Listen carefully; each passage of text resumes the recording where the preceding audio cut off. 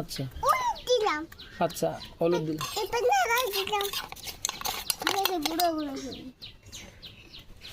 বাচ্চা কাচ্চার জ্ঞান তো এমনি খোলে দিলাম এখন কি দেখছো? এখন দেব দেব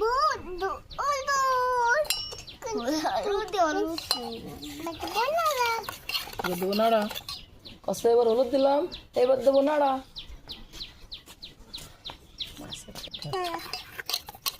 এবার দিলাম নাড়া আরে রে না এটা এটা টক তো কে মহিলা গরু গোস আসো কি কয় মহিলা গরু গোস? না আমি গোস খাবো না। আমি গাড়িতে খাইছি। একটু খাবো এই যে যদি না এবার হয়েছে নাকি দেখো তো রান্না